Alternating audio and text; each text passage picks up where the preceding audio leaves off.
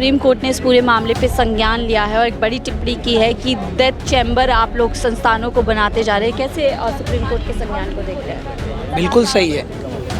We always trust our epic court.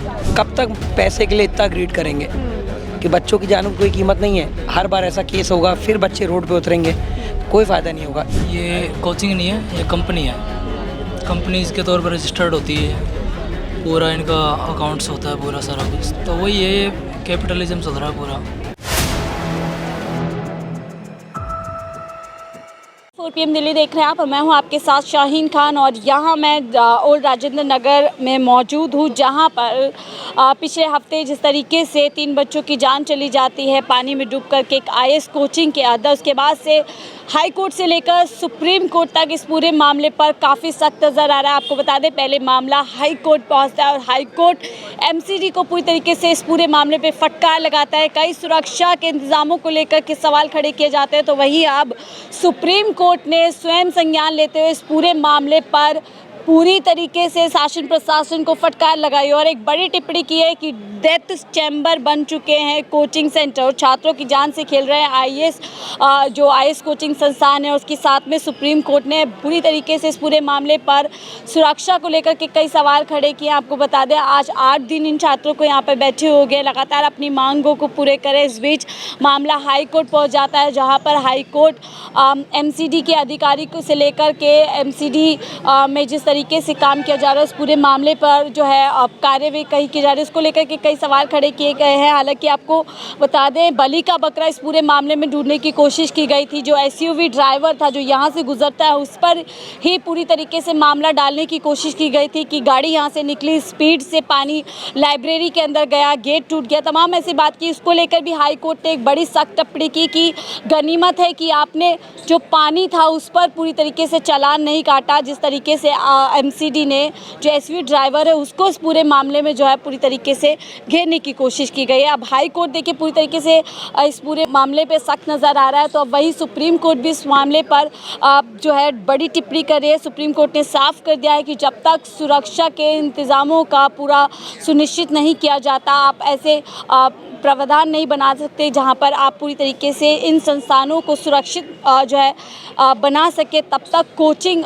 जो है online की जाएगी। इसको लेकर भी सुप्रीम कोर्ट ने पूरी तरीके से साफ कर दिया है। और हालांकि मामला इस बीच देखिए CBI को जांच के लिए दे दिया गया है, क्योंकि जिस तरीके की जांच MCD ने की थी उसको लेकर भी हाई कोर्ट ने सवाल उठाए थे कि ऐसा लग रहा है कि जांच ठीक से नहीं की गई है, क्योंकि अभी तक किसी भी बड़े अधिकारी को सस्पेंड नहीं किया गया था। तमाम ऐसे सवाल है जो हाई कोर्ट ने उठाए थे। तो और अब 8 दिन के बाद लगभग जो इस पूरे मामले पर सुप्रीम कोर्ट ने संज्ञान लिया है। छात्र आप देख सकते हैं यहाँ पर अभी भी बने हुए हैं। इस बीच दिल्ली जो मंत्री हैं आतिशी, वो शिक्षा मंत्री हैं और जल मंत्री है, वो छात्रों के बीच आई थी बात करने के लिए। कई मामलों पे जो है, कई बिंदुओं पे इन लोगों के बीच में एक तरीके से सहमति बन चुकी है, लेकिन अभी भी जो सबसे बड़ा मुद्दा है छात्रों के लिए, जिन छात्रों ने इस पूरे हादसे में अपनी जान गंवाई, उनके मुआवजे को लेकर के सरकार की तरफ से 50-60 लाख के मुआवजे की बात की जा रही है। तो वहीं छात्रों का कहना है कि कम से कम 5 करोड़ का मुआवजा मृत छात्रों के परिवारों को देना चाहिए। और सिर्फ इतना ही नहीं, बल्कि ऐसे हादसे भविष्य में ना हो, उसको लेकर के एक पूरी जो है कदम उठाने की ज़रूरत है। और इसके अलावा कई मांगों को लेकर छात्र यहाँ पे बैठे हुए हैं। आपको बता दें, इस बीच जो दृष्टि IAS कोचिंग सेंटर के विकास, जो कि पूरे संस्थान के मालिक हैं, उन्होंने भी छात्रों की सहायता के लिए 10 लाख रुपए का कहीं ना कहीं ऑफ़र की थी। उसको लेकर भी अलग एक पहलू है, नाराज़गी है छात्रों के बीच में, क्योंकि इन टीचर्स को देख करके ही, इन्हीं लोगों को देख करके, कि मोटिवेशनल स्पीकर हैं, जो छात्र हैं अलग अलग राज्यों से दिल्ली में सपना लेकर के आते हैं कि शायद हमारी जो देश की सेवा करने का एक भाव है IAS बनने के बाद, वो कहीं ना कहीं पूरा हो सके। लेकिन देखिए, जब ये हादसा हुआ तो एक अलार्म कह सकते हैं कि आप देश के पूरे लोगों के लिए बन गया कि आखिरकार इस तरीके की घटना कैसे हो गई।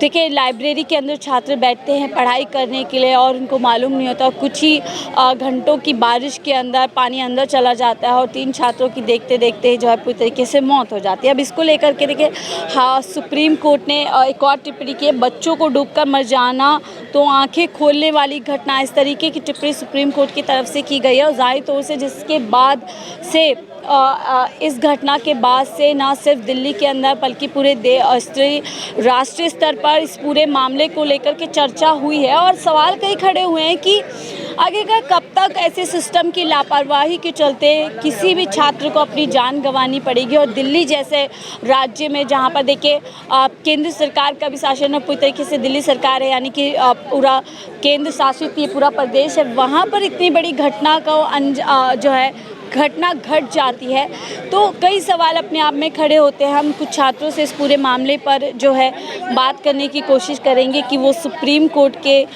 जो टिप्पणी सुप्रीम कोर्ट ने की है उसको वो कैसे देखते हैं, क्या लगता है सुप्रीम कोर्ट। आपका क्या नाम है? मेरा नाम ओम है।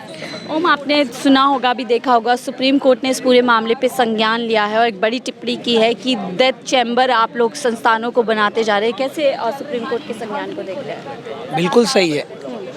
We always trust our epic court, और वो हमेशा जब भी एक्ट करती है तो कुछ सही करती है। बट सीन ये है कि उनका एक्शन अगर कंसिस्टेंसी के साथ चलता रहे, कि जैसे अभी भी बहुत सारी कोचिंग्स खुल रही हैं तो उसमें भी आज भी उतने ही अमाउंट में बच्चे बैठते हैं। और जैसे अगर आपने देखा होगा जो मुखर्जी नगर में सीन हुआ फायर वाला, तो अगर यहाँ पे दोबारा फायर वाला सीन होता है तो आप जानते हो आप गेट कितना भी दे दो, 1 गेट दे दो, 2 गेट दे दो, लेकिन अगर आप क्लास में 250-250 बच्चे भर के रखोगे, कितने बच्चे निकल पाएंगे आप बताओ। क्या आग की कोई स्पीड होती है, नेचुरल डिजास्टर की कोई स्पीड होती है कि बता के आएगा अभी मैं आधी लग रही हूँ फिर आधी लगूंगी, वो एकदम से लगता है, वो पूरा जला ले जाता है। ठीक है, तो अब आप लोग 250-250, पहले तो बस ये डिमांड है कि एक लिमिटेड अमाउंट, कि जैसे अगर 1 सीट है तो उसमें 2 बच्चे बैठ रहे हैं, 3 बच्चे बैठ रहे हैं, स्टूडेंट स्ट्रेंथ को जो है पूरी तरीके से रेगुलेट करना चाहिए और एक फिक्स्ड हर क्लास में रखना चाहिए। कब तक पैसे के लिए इतना ग्रीड करेंगे कि बच्चों की जानों की कोई कीमत नहीं है, हर बार ऐसा केस होगा फिर बच्चे रोड पे उतरेंगे, कोई फ़ायदा नहीं होगा। इसलिए सुप्रीम कोर्ट से बस यही है कि मतलब सुप्रीम कोर्ट ने भी यही बात की है कि संस्थानों में जब तक पूरे सुरक्षा मानकों का सुनिश्चित नहीं किया जाएगा तब तक कोचिंग ऑनलाइन दी जानी चाहिए, क्लासेस ऑफलाइन नहीं होनी देनी चाहिए। बिल्कुल, देखिए क्या है कि ऑनलाइन क्लासेस का भी ये सीन होता है कि बच्चे ऑफलाइन इसलिए जाते थे, बच्चों को ये लगता था कि ऑफलाइन में जैसे कुछ प्रॉब्लम शेयरिंग का है, क्योंकि ऐसा होता है ना कि आप उसे मैसेज करना पड़ रहा है ऑनलाइन में, एक चीज़ आपकी शायद देखी जा रही, प्रॉब्लम नहीं देखी जा रही है। लेकिन अब जिस तरीके से बच्चे डरे हुए हैं ना, तो बच्चे बहुत ज़्यादा ये प्रेफर कर रहे हैं कि हमको ऑनलाइन क्लासेस ही दी जाए। बच्चे डर गए हैं आपको? बहुत ज़्यादा बच्चे उनके घर में डरे हुए हैं। मेरे घर में उसी दिन बोल दिया गया था कि वापस आ जाओ, लेकिन वो मेरा ये था कि मतलब अगर मैं यहाँ पे रहा हूँ 2 साल से तो मुझे इन बच्चों के साथ खड़ा होना चाहिए। जो चीज़ें हैं सब हम ही लोग के लिए हैं, वरना घर में तो हर आदमी को यही हो रहा है कि बस वापस आ जाओ, वहाँ मत रहो। कब फिर बारिश हो जाए, जैसे आप लोग तो मीडिया, आप लोग को ये चीज़ पता होगी कि अभी वेदर फोरकास्ट में बोला गया है थर्सडे को सारे स्कूल्स बंद है दिल्ली में। वो क्यों है? भारी बारिश होने वाली है।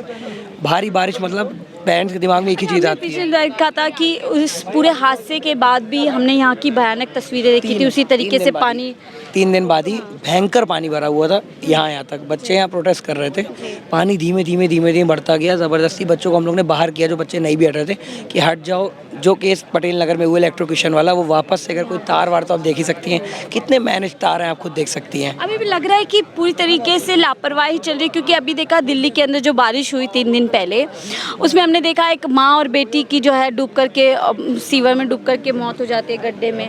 अभी भी लग रहा है कि सिस्टम पूरी तरीके से, हालांकि देखिए सुप्रीम कोर्ट की टिप्पणी है कि ये अलार्मिंग जो है एक तरीके से कॉल हमें मिली है इस हादसे के बाद, लेकिन सिस्टम लग रहा है अभी भी सोया हुआ है। बिल्कुल, सिस्टम का हमेशा से यही रहा है। क्या ये पहला मौका है जिसमें कि लोगों की जान गई है? शुरुआत से बहुत जान जाती जा रही है। बट बात इतनी है कि जो हमारा प्रोटेस्ट है, हमने ये सोच के रखा हुआ है जब तक हमारी मांगे पूरी नहीं की जाएंगी, जो चीज़ें हम लोग ने बोली हैं वो रिटर्न में हम लोग को नहीं दी जाएगी, हम यहाँ से नहीं उठेंगे। ऐसे ही बच्चे शिफ्ट में बदलते रहेंगे, लेकिन ये जगह खाली नहीं होगी। ये जगह खाली नहीं होगी। बिल्कुल। आपका क्या नाम है? रूप सिंह नाम है। आप भी आए इस कोचिंग? जी। आपने देखा होगा सुप्रीम कोर्ट ने इस पूरे मामले को लेकर के संज्ञान जताया है और साफ तौर पे बोला है कि बच्चों की जान से खेल रहे हैं कोचिंग संस्थान। कैसे इस पूरे रूप को देखते हैं? बिल्कुल मैम, वो तो सर्वविदित है, सबको पता है, अभी बच्चों की जान से खेल रहे हैं। एजुकेशन जो हमारे परंपरा, हमारी ट्रेडिशन है, एजुकेशन एक बिजनेस नहीं था। और इसकी जो फीस भी होती थी पहले गुरु दक्षिणा के तौर पे ली जाती थी, लेकिन आजकल क्या है ना, जैसे कलयुग आता जा रहा है तो सबने बिजनेस बना लिया है एजुकेशन को।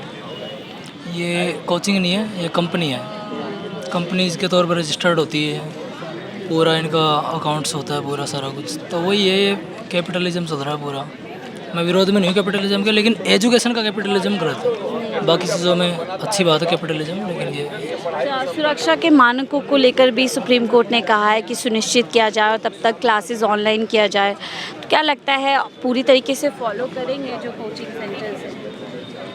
मैम बिल्कुल फॉलो तो करना चाहिए फॉलो। तो सुप्रीम कोर्ट की टिप्पणी को लेकर के यहाँ पर छात्रों को क्या सोचना है, उसी पर हम लोग चर्चा कर रहे थे। बहरहाल इस पूरे मामले पर आगे क्या होगा वो हम आप तक पहुँचाते रहेंगे। फिलहाल के लिए मुझे दीजिए इजाज़त। आप देख रहे थे 4PM दिल्ली।